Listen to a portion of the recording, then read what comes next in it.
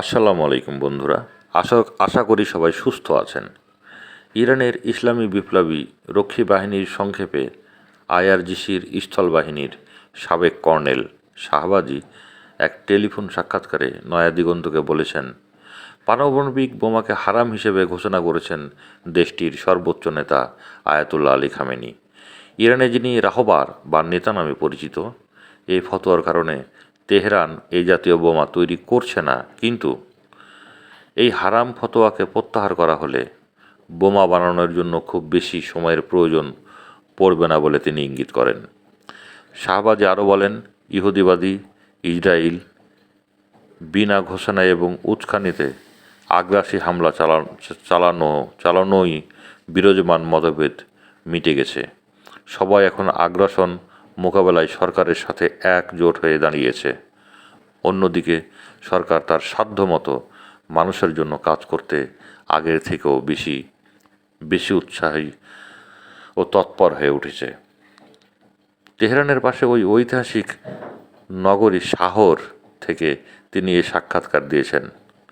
সাক্ষাৎকারটি নেওয়ার জন্য গভীরভাবে সাহায্য করেছে জাভেদি শিরজি। নয়াদিগন্ত আরও প্রশ্ন করেন তাকে, ইহুদিবাদী ইসরায়েলের হঠাৎ হামলার মুখে বিশ্ব দেখতে পেল যুদ্ধের শুরুতেই ইরানের শীর্ষস্থানীয় সেনা কর্মকর্তাসহ কয়েকজন খ্যাতনামা বিজ্ঞানী শহীদ হলেন। এটা কি করে সম্ভব হলো? শাহবাজি বলেন, ইরান যে সময় পারমাণবিক কর্মসূচির বিষয়ে তৃতীয় দেশের মাধ্যমে আমেরিকার সাথে আলোচনা চালিয়ে যাচ্ছিল, শান্তি আলোচনা চলাকালে হামলার ঘটনা ঘটতে পারে এমনটি মনে করা হয়নি।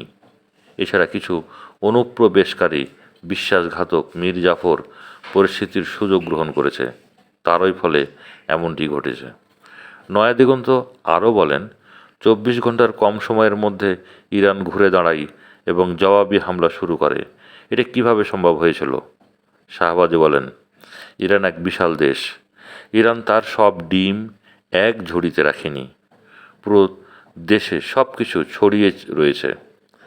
ইরানের তুলনায় ইসরায়েল আকারে মাত্র 0.6%।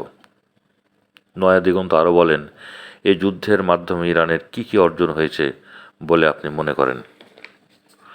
শাহবাজি বলেন, ইসরায়েল 20 মাসের চেয়ে বেশি সময় ধরে গাজায় হামলা চালাচ্ছে।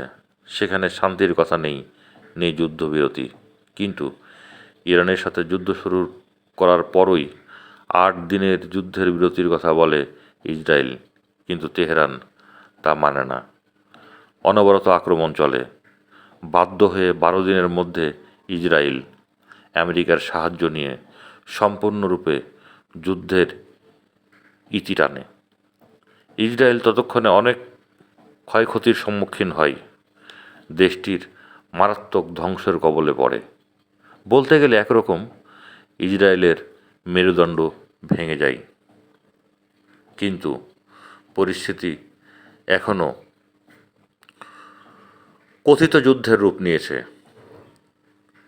তারও পরিপ্রেক্ষিতে এখনও একজন আরেকজনকে হুমকি দিয়েই চলেছে। কে জানে এর ফল কী হবে। ধন্যবাদ সবাইকে।